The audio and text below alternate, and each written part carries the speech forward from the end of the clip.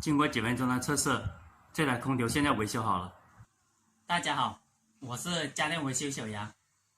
开始维修台空调，这台空调的故障就是不制冷。现在先了解一下什么问题。这是它原来的遥控，先按下开机键，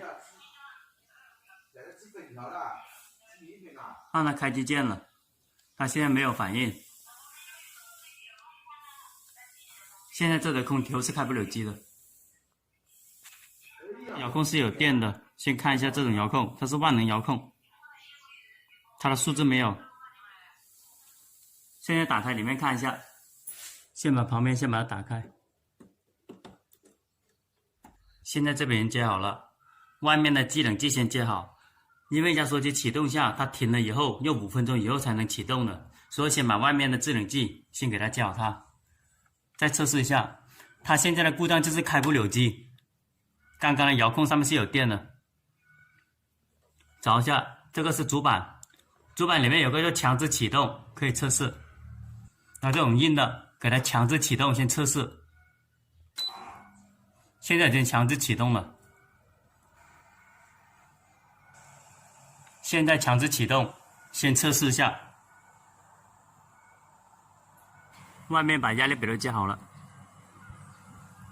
首先看一下这台遥控是什么牌子的，它这里写的很清楚，什么牌子什么型号，要对应它的主板。再找一下它对应的密码，都在这些地方，它有对应的密码了，什么牌子的话就对应什么样的密码。对着它的空调，对准它，长时间按住，进行密码配对。不同的主板在这里，这台机的话就是这种，长时间按住，对着这个主板，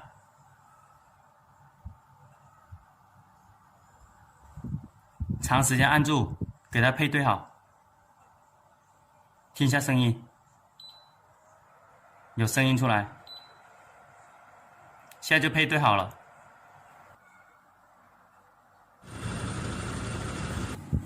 室内接好了以后，要看一下室外机，室外机这个风扇要有转动才可以的，要看一下这个制冷效果。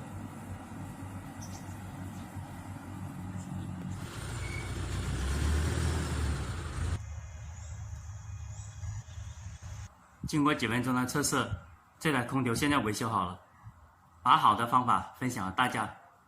好的，谢谢大家观看。